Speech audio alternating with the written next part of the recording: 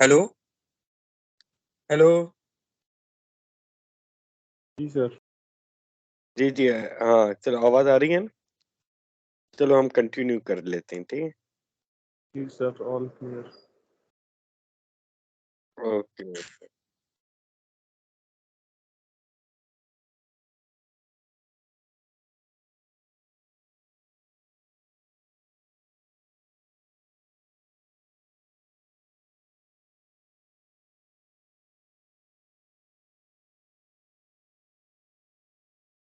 चलो ठीक है, तो हम डिस्कस कर रहे थे इकोनॉमी क्या है कि आपकी एज अ पॉजिटिव और नॉर्मलेटिव साइंस। तो पॉजिटिव और नॉर्मलेटिव साइंस क्या है, इसके बारे में मैंने आगे भी डिस्कस कर लिया है, उस स्लाइड में आएगा आपका। सिंपल आपकी क्या है कि एक पॉजिटिव इकोनॉमी है जिसमें हम अंडरस्टैंड करते behaviour without making a judgement and outcome about outcome. मैं कोई भी ऐसा बिहेवियर जो हम एक जजमेंट के ऊपर होता है, हम उसके आउटकम के ऊपर नहीं देखते कि उसके आउटकम क्या आएंगे। जैसे आपकी माना आपने ऑयल प्राइसेस तो जाहिर राइज कर दी, ठीक है, तो उसके असरात क्या आएंगे, तो माना ये हमने देखा नहीं, ठीक, बस आपने प्राइस कर दी। दूसरा होता है नॉर्मलेटिव इकोनॉमी। नॉर्मलिटी इकोनॉमी के क्या क्या कहते हैं, उसमें हम एनालाइज करते हैं, ठीक है, आपके आउटकम ऑफ इकोनॉमिक या बिहेवियर के ऊपर, ठीक है, के ऊपर उसको हम एवेलुएट करते हैं, या उसके असरात गुड होंगे या बैड होंगे, ठीक है। समटाइम हम उसको prescribe as a course of action, एक एक्शन के तौर पे हम उसको बताते हैं, ठीक है। उसके मैंने एक को आपको मैंने एक अंडरस्टैंड होता है कि मैं आपने एक जजमेंट पास कर दी, वो कर दी, उसका हम देखते आउटकम क्या आ सकते हैं। दूसरा है कि आपने क्या कहते हैं, कोई भी आउटकम है आप उसको एनालाइज करते हैं, मतलब किसी चीज को आप एनालाइज करते हैं, तो उसको हम कहते हैं normative behaviour of the economy, ठीक। तो उसके ऊपर आते हैं कि there is the different of opinion whether the economic is a positive और नॉर्मलेटिव साइंस, के इकोनॉमी आपकी पॉजिटिव है या नॉर्मलेटिव साइंस है, ठीक है। तो उसके ऊपर आपकी डिफरेंट डिफरेंट दोबारा से थ्योरी आना शुरू हो जाती हैं, ठीक है। तो पहली आपकी आ जाती है, उसमें आपकी आती है किसकी, रॉबिन एंड सीनियर, ठीक है, उसकी आ जाती है। रॉबिन एंड सीनियर, सीनियर कोई उसका सीनियर नहीं है, कोई जरूर एक ये एक इकोनॉमिस्ट था या उसका नाम था सीनियर, जिसकी वजह से उसका नाम पड़ा। Robbins and Senior are the views a view that economic is a positive science, कि economic क्या एक positive science है, that argue it is based on a fact and logic. Economy studies fact and observe it and analyze the fact and make a principle. तो वो robin and senior कहते हैं कि economy क्या है, सिंपली या positive science है जिसमें आर्ग्यू होती है बेस्ड के ऊपर, फैक्ट के ऊपर या लॉजिक के ऊपर, ठीक है। Economic studies fact and observe it and analyze these fact and make a principle। मैं जैसे मैंने नॉर्मलेटिव आपको बताया था कि नॉर्मलेटिव मैंने आप कोई भी चीज सिंपल, हम दोबारा से मैं इसको क्या देता हूँ थोड़ा सा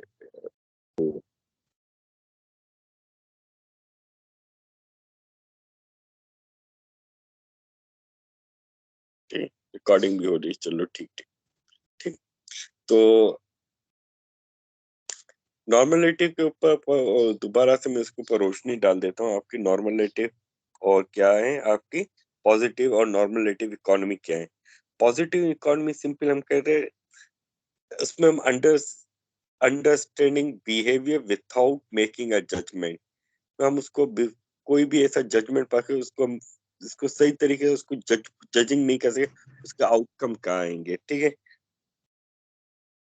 जैसे अगर हम आपकी करेंसी है, करेंसी आपके अगर डीवैल्यूएट हो जाएगी तो उस पर क्या असर हो जाता है, आपकी करेंसी जब डीवैल्यूएट हो जाएगी उसके अंदर क्या इन्फ्लेशन आएगा, इन्फ्लेशन आने से क्या होगा, आपकी एकदम से प्राइसेस बढ़ जाएंगे, ठीक है, अगर कंट्री को डीवैल्यूएट करते हैं, ठीक।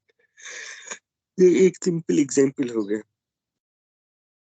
ठीक। अगर आपकी ऑयल की प्राइसेस हैं, अगर आपकी ऑयल प्राइसेस आपकी इकोनॉमी जीडीपी के ऊपर डिपेंड है, तो उसकी वजह से आपकी जीडीपी के ऊपर जीडी के ऊपर डिपेंड है, तो उसके असरअंदाज क्या हो गए? फर्स्ट, अगर ऑयल की प्राइसेस बढ़ती हैं तो आपकी क्या जीडीपी पे क्या असरात होंगे? अगर ऑयल की प्राइसेस बढ़ती है तो आपकी, अगर if you are oil exporting country, तो आपकी जीडीपी इंक्रीज होगी। अगर आप ऑयल इंपोर्टिंग कंट्री हैं तो उसके मनफी असरात आएंगे। अगर प्राइसेस बढ़ेंगी तो उसके मनफी असरात आएंगे, ठीक है।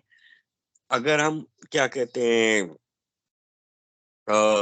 इसको क्या कहें कि अगर हमारी ऑयल इकोनॉमी नहीं है तो उसके ऊपर हमारा फर्क नहीं पड़ता, ठीक। नॉर्मलिटी में क्या है, हम एनालाइज करते हैं उसके आउटकम्स को, इकोनॉमी के बिहेवियर को, उसको एवेलुएट करते हैं, उसके असरात कैसे हो सकते हैं, या गुड भी हो सकते हैं या बैड भी हो सकते हैं, डिपेंड अपॉन इट, ठीक। तो मैंने अगर क्या कहते हैं कि गवर्नमेंट कोई सब्सिडीज देती है हमें, सब्सिडीज पहले जो हमें सब्सिडीज थी ऑयल के ऊपर, व्हीट के ऊपर, उसके असरअंदाज क्या थे? आवाम के लिए तो गुड थे, मैं एक इकोनॉमी के ऊपर बोझ था। इकोनॉमी में आपकी एक पूरी चीजें फ्री मिल रही थी, इसके ऊपर उसको सब्सिडीज रेट में मिल रही थी, तो एक मैंने इकोनॉमी के ऊपर बोझ होता है, ठीक है। ये ज्यादातर अगर कोल्ड वार का एरा देखा जाए, ये सब्सिडीज का जो कॉन्सेप्ट है, ये कोल्ड वार का एक एरा था, जब जिसमें क्या था कि कम्युनिस्ट ब्लॉक कंट्रीज हुआ करती थी, उन्होंने इस तरीके से अवाम को सब्सिडीज देती थी। सब्सिडीज के ऊपर मैंने उनको सब्सिडाइज, गवर्नमेंट के सब्सिडाइज रेट है, उस रेट के ऊपर उनको मिलते थे। अभी भी ये कॉन्सेप्ट काफी जगहों पे खत्म हो गए हैं। मैं एक कंट्री ऐसी है दुनिया में, क्यूबा, वहां पर अभी भी पूरी मुल्क में वहां पर मैंने सारा का सारा कंट्रोल सिस्टम है। वहां पर आपकी एजुकेशन से लेकर वहां पर मैंने ये है कि वहां पर लोगों की सैलरियां मिनिमम है, उन मिनिमम सैलरियों के ऊपर उनके पास वहां पर एजुकेशन फ्री उन्होंने दी है, हेल्थ सर्विस उनकी उन्होंने फ्री रखी हुई है पूरे अवाम के लिए, और साथ ही साथ उनको पास क्या कहते हैं, जो भी वो आइटम लेते हैं वो गवर्नमेंट के स्टोर होते हैं, वहां पर जो भी होता है क्योंकि वो सब्सिडीज रेट पे उनको मिलता है। तो मैंने आपकी सैलरी होती है, सैलरी कम होती है, आपकी जो चीजें मिलती है वो आपको काफी सब्सिडीज रेट पे, आपकी हेल्थ फ्री है, एजुकेशन फ्री है। तो इसी वजह से उस कंट्री की खास बात यह है कि वहाँ की जो हेल्थ सिस्टम है, वो माना उसके सामने एक अपोजिट कंट्री अमेरिका है, वहां पर डिफरेंट थिंग है कि वहां पर कोई चीज ऐसे सब्सिडीज आपकी फ्री नहीं है। If you want a health care, अगर आपको फ्री चाहिए, you have to buy a insurance, आपको इंश्योरेंस चाहिए, ठीक है। जब इंश्योरेंस होगा आपको, फिर आपको उसके ऊपर मिलेगा, अदरवाइज आपके लिए कोई भी चीज फ्री नहीं है। मगर वहां पर क्या है कि डिफरेंट है कि, ठीक। अब हम यही चीज हमारे पाकिस्तान में भी अगर हम देखें, अगर आपके पास क्या कहते हैं सब्सिडीज रेट पे गवर्नमेंट हॉस्पिटल है, अब वहां पर आप अपना इलाज कराना चाहें तो आप वहां पर जाएं, इलाज कराएं, लाइनें लगी हुई होंगी, फैसिलिटीज कैसी हैं भाई। द कंट्री लाइक क्यूबा, वहां पर उन्होंने इस तरीके की फैसिलिटी दी हुई है कि वहां की जो गवर्नमेंट हॉस्पिटल, वहां पर भी A1 सर्विसेज होगी, जो प्राइवेट होगी उससे कहीं ज्यादा उसके पास अच्छी सर्विसेज होंगी। वहां पर आप जो भी टेस्ट कराएं, ऑपरेशन कराएं, what ever you can go for it, so it's a free. This is the thing is that also in a UK also, वहां पर जैसे कि for example if international student who go to America, Canada या Australia वगैरह वहां पर जाता है, तो वो अपनी ट्यूशन फीस के साथ साथ उसको एक इंश्योरेंस, हेल्थ इंश्योरेंस भी पे करनी पड़ती है। हेल्थ इंश्योरेंस में वहां पर खुदा ने कहा उसकी तबीयत खराब हो जाए वट एवर, तो हॉस्पिटल अगर जाए तो उसको वहां पर वो इंश्योरेंस होगी तो उसके वो बिल पे करे। But for country like UK, वहां पर ये चीज नहीं है, वहां पर you have to tuition fees, वहां पर हेल्थ इंश्योरेंस है वो गवर्नमेंट की तरफ से फ्री है।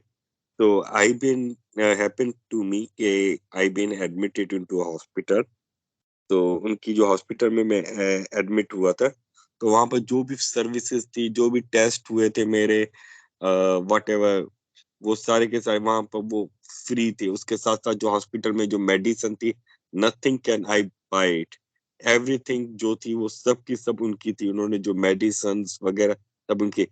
Once after the I discharge, So they give me a medicine for the 10 days या 15 डेज की जो प्रेस्क्राइब जो मेडिसिन थी, उन्होंने मुझे वो मेडिसिन दी थी 10 और 15 डेज के लिए। तो मैंने ये डिपेंड होता है कंट्री को, but in America it's not a free, you have to pay the health insurance, ठीक है। तो ये चीजें हैं, ठीक। Are you getting about it, normative and positive and normative economy?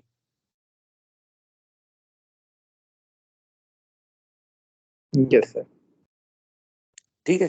तो वो डिपेंड होता है, जैसे अब वो एक कंट्री है, जैसे अब वो कह रहे हैं कि हम ऑयल की क्या कहते हैं बारह कलेक्टिव डिसीजन लेना चाहता है, जैसे उसने कहा कंट्री लाइक नॉर्वे। अब उसने कहा कि if anyone who can by electric car, अगर इलेक्ट्रिक कार वो बाय करता है तो उसके लिए हम सब्सिडाइज देंगे। सब्सिडाइज आपको इस तरीके से मिले कि आपको ऊपर उसका टैक्स नहीं होगा, एक टैक्स पड़ता है।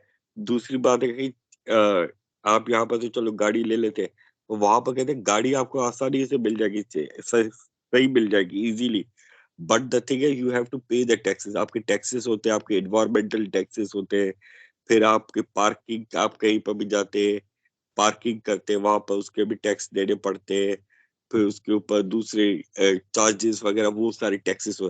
तो उन्होंने ये भी कहा कि if you by electric car, आपके ऊपर हमने आपकी जो उसकी प्राइस है टैक्स वगैरह उसके ऊपर सब्सिडाइज रखी हुई है। इन्वायरमेंटल टैक्सेस जो होते हैं वो भी उनके, क्योंकि इफ इलेक्ट्रिक का तो उसके ऊपर there is no any environmental tax वगैरह। तो दूसरे जैसे टैक्सेस पार्किंग टैक्स वगैरह वो भी उन्होंने सब्सिडाइज किया। तो उन्होंने इनकरेज किया है, इनकरेज किया कि more and more people they can go for the electric car instead of buying the petrol and diesel car.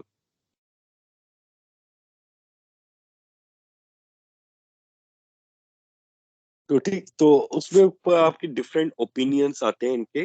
तो वो डिस्कस करते हैं कि आपकी इकोनॉमी क्या है, कि वो नॉर्मलेटिव इट इज पॉजिटिव इकोनॉमी या नॉर्मलेटिव इकोनॉमी, ठीक। अब रॉबिन्स सीनियर कहते हैं view that economy is a positive science. Positive science मैंने वो क्या कहते हैं कि आपकी आपके वो बेस्ड है on the behaviour making a judgement about outcome without कुछ भी, बस seek to understand the behaviour. आप कोई भी अंडरस्टैंड करें बिहेवियर के ऊपर, तो उसके without making a judgement about outcome, क्योंकि उसके जजमेंट में के आउटकम क्या आएंगे, ठीक है। जैसे हम करेंसी को डिवैल्यूएट करते हैं, उसके आउटकम क्या आएंगे। जैसे एक अ, बीच में देखा से आई थिंक 6 या 7 years ago,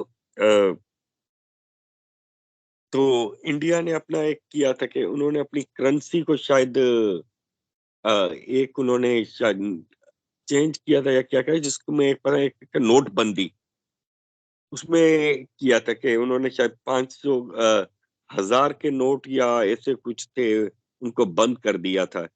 तो वो एक तरीके से मैंने कहा कि जो लोगों के पास ब्लैक मनी जो थी ना, अब ब्लैक मनी होती है क्योंकि वो बंदा कभी भी अपने पास नहीं रखता, वो मनी हमेशा वो बैंक में नहीं रखता, वहां पर नहीं रखता।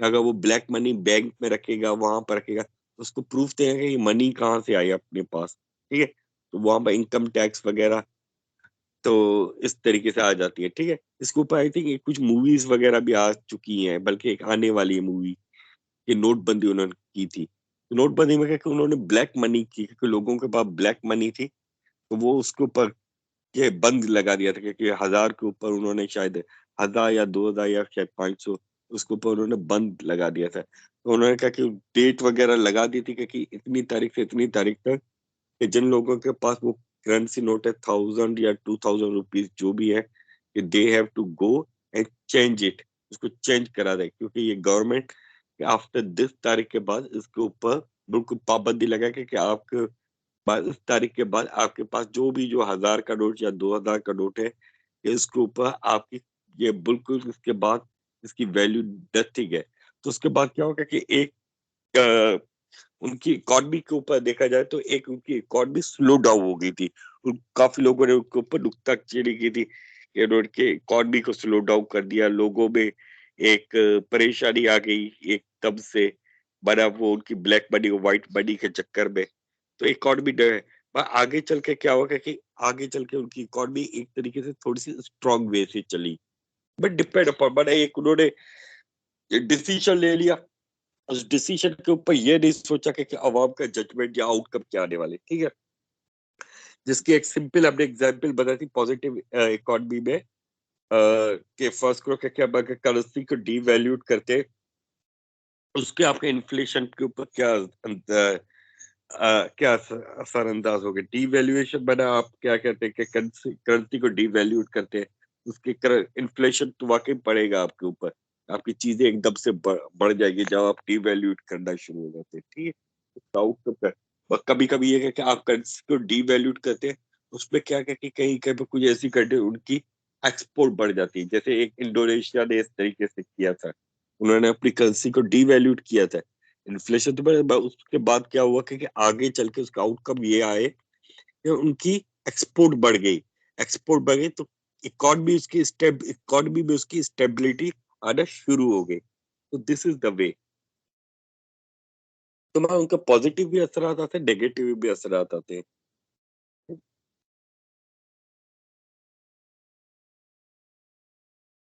तो नॉर्मलिटी इकोनॉमी में क्या हम एनालाइज करते हैं, outcome of the economic behaviour करते हैं, उसको हम एवेलुएट करते हैं कि उसके अंदर गुड भी होते हैं या बैड भी होते हैं, ठीक। तो इसके ऊपर होता है, ठीक।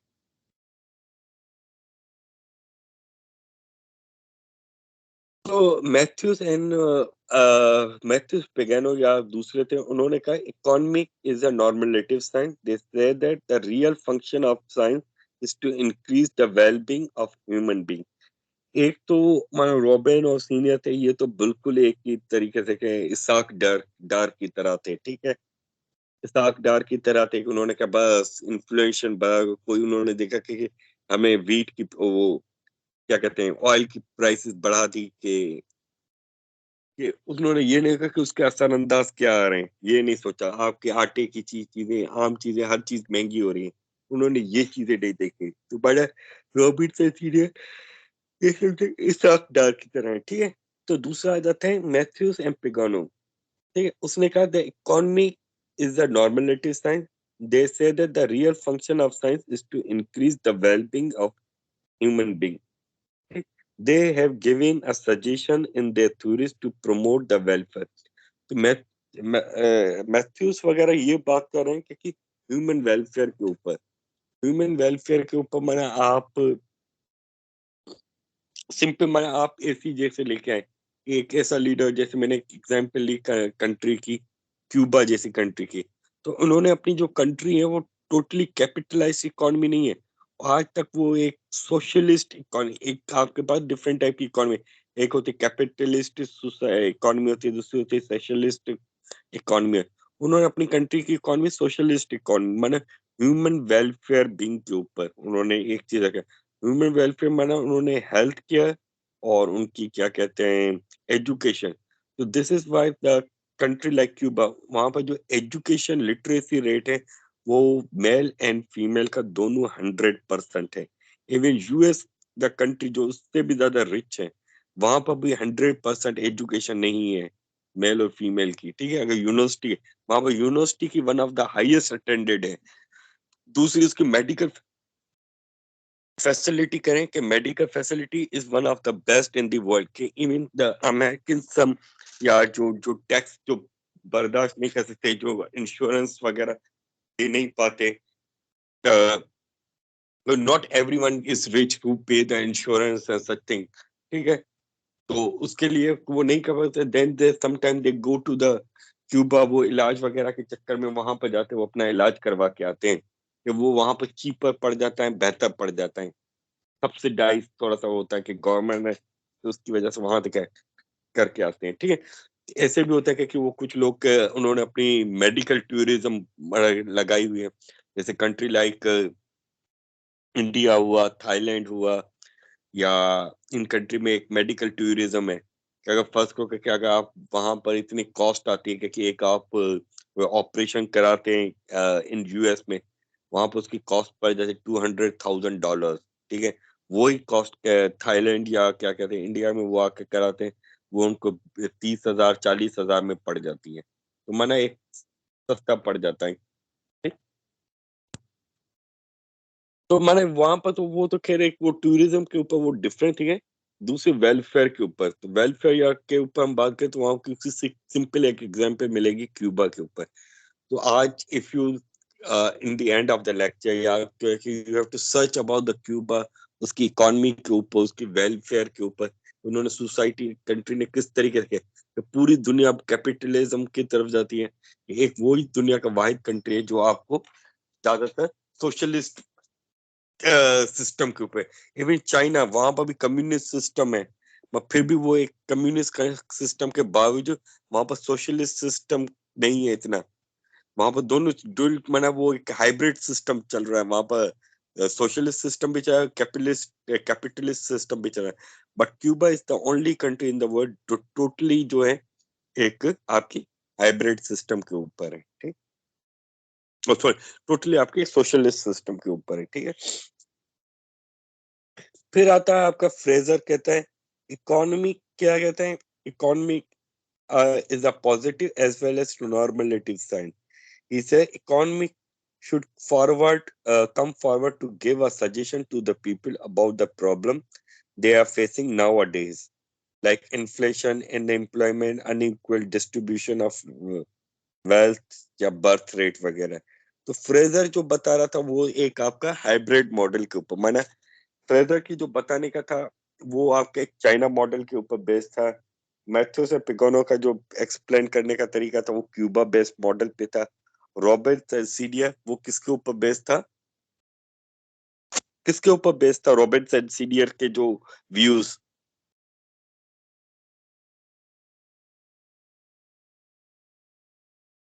जी, आर यू लिसनिंग इट?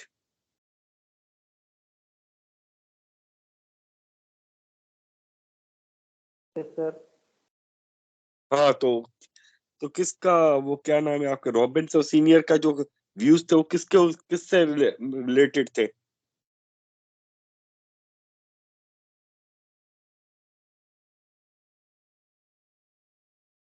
वो मैंने कहा था वो इसहाक डार के ऊपर थे। मैं आपने एक चीज को माना, वो किसके, जो उसने पॉजिटिव साइंस की बात की, उन्होंने वेलफेयर की बात नहीं की।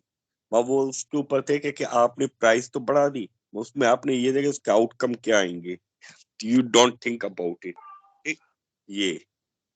तो उसके बाद हमारे फ्रेजर्स जो था, फ्रेजर्स ने आपने क्या है, उसने दोनों चीजों के ऊपर बात की थी। उसने कहते हैं economist should be forward to give the suggestion to the people about the problem. आपकी जो प्रॉब्लम फेस करते हैं उसके ऊपर सजेशन दे, कि आपके इन्फ्लेशन है, कि इन्फ्लेशन है, अनएम्प्लॉयमेंट है, अनइक्वल डिस्ट्रीब्यूशन ऑफ वेल्थ है, या बर्थ रेट है, उसके ऊपर क्योंकि उसके सजेशन देंगे, उसको सजेशन दिए कि किस तरीके से हम उसको दे। जैसे फर्स्ट करें कि आपके यहाँ बर्थ रेट ज्यादा है, पॉपुलेशन ज्यादा है, आपके क्या कहते हैं आपके रिसोर्सेज बहुत वे से यूज, उसका सिंपल तरीका क्या है, you have to decrease down the population. आप बर्थ रेट को कंट्रोल करिए, जैसे चाइना ने किया था कि 1960s के बाद 1970 70 में, जब चाइना की इकोनॉमी बहुत बुरे तरीके से थी, वहां पर इन्फ्लेशन थी, अनएम्प्लॉयमेंट थी, एक अनडिस्ट्रीब्यूशन वेल्थ थी, मैं country one of the poorest, China एक टॉप पुअरेस्ट कंट्री, पाकिस्तान से भी पुअर था, इंडिया से भी इवन पुअर था चाइना 97। उन्होंने क्या किया कि एक पॉपुलेशन उनकी वन ऑफ द वर्ल्ड के हाईएस्ट थी। उन्होंने क्या किया कि बर्थ रेट पे कंट्रोल किया, क्योंकि वन चाइल्ड पॉलिसी के ऊपर किया, कि एक वक्त में एक ही चाइल्ड पॉलिसी के ऊपर कर दिया। उसकी वजह से क्या उन्होंने आगे चल के क्या कि शुरू शुरू में तो चलो मुश्किलात हुई, वो आफ्टर 90s के बाद उनकी इकोनॉमी बूस्ट होना शुरू हो गई। वहां पर अनएम्प्लॉयमेंट रेट डिक्रीज होना शुरू हो गया, इन्फ्लेशन को उन्होंने कंट्रोल कर, तो वेल्थ वगैरह उन्होंने ज्यादा से ज्यादा लोगों को रोजगार दिए, वो दिए, एक इंडस्ट्रियल रिवॉल्यूशन आ गई। तो उसके बाद क्या हुआ कि उन्होंने देखा कि now we are going to, फिर आफ्टर मैं कहते 2018 में ऐसे फिर उन्होंने जो वन चाइल्ड पॉलिसी थी वो स्लो डाउन कर दी, उन्होंने उसको एक तरीके से खत्म कर दिया। माना एक वक्त था चाइना के ऊपर वहां पर पॉपुलेशन का क्राइसिस आ रहा था, अब चाइना के ऊपर एक दूसरा प्रॉब्लम आ गया। अब चाइना के ऊपर प्रॉब्लम यह है कि उनकी population is going to the ageing, ageing की तरफ जा रही है। मैं उनका बर्थ रेट डिक्रीज होना शुरू हो गया।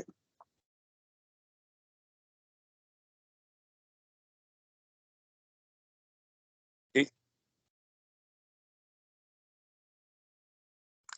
अब आ जाते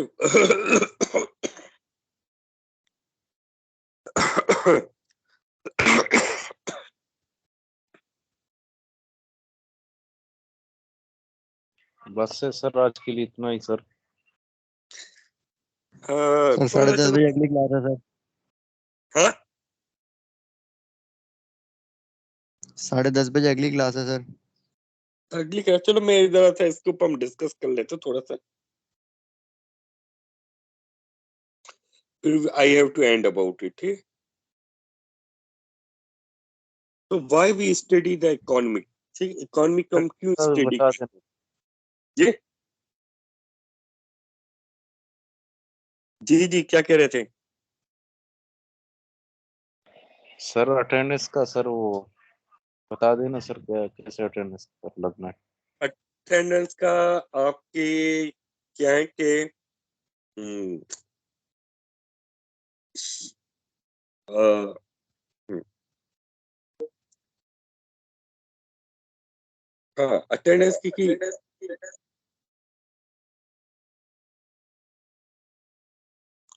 अटेंडेंस की क्या आप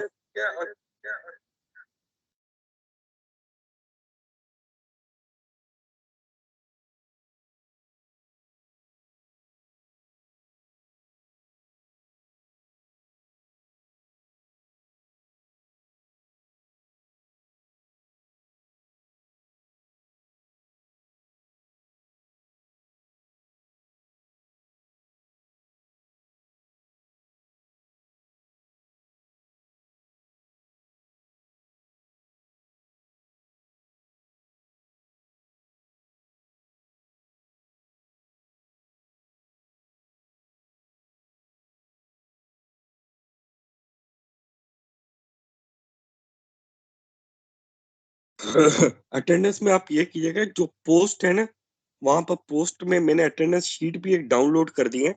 साथ ही साथ जो पोस्ट है वहां पर पोस्ट में जाएं आप, और वहां पर अपने आपके रोल नंबर, वहां पर रोल नंबर और नेम अपने डाल कर, वैसे रोल नंबर तो अपेयर हो रहे हैं, रोल नंबर अपने नेम वगैरह डाल दें, तो ये से एक पता चल जाएगा, क्योंकि जो नहीं भी हुआ चल वहां पर भी इसको कंसीडर कर देंगे। ठीक है।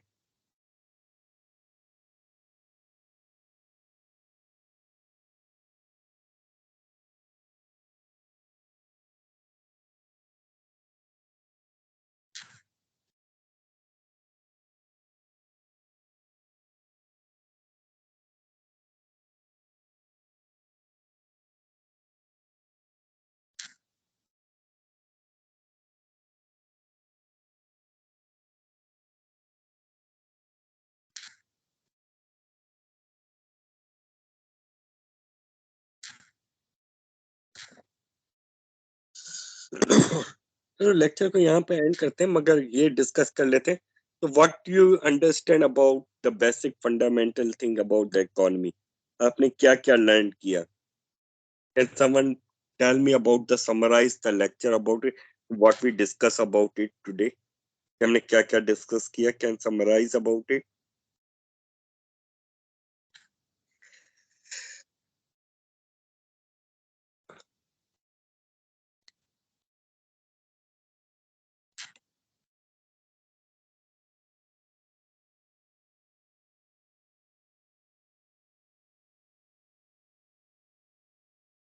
जी कोई समराइज कर सकता है कि what we discuss about on today?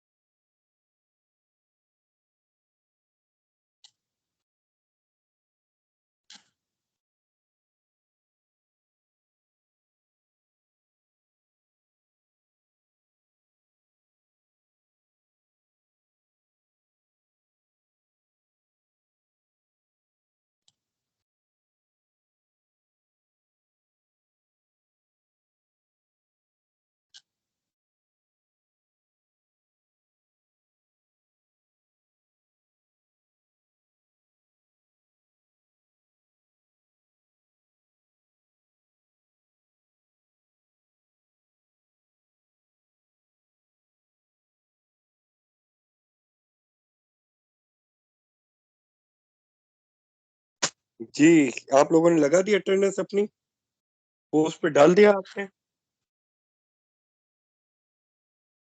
Sir post पे सर लगा डाल दिया है। दिया। चलो सर ठीक है कहाँ आप। से फोन? तो ये तो मुझे बता दें आखिर के 2 या 3 मिनट में कि आज के लेक्चर हमने what we discuss about it summarise कर सकते हैं, कोई उसको बता सकता है?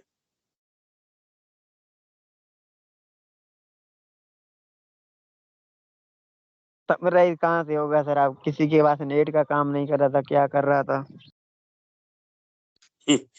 मैं जिनके पास कर तो रहा था वो क्या सो, वो तो मेरे ख्याल से शायद ऑनलाइन होकर सो गए हैं कि आज हमने क्या क्या डिस्कस। जी जी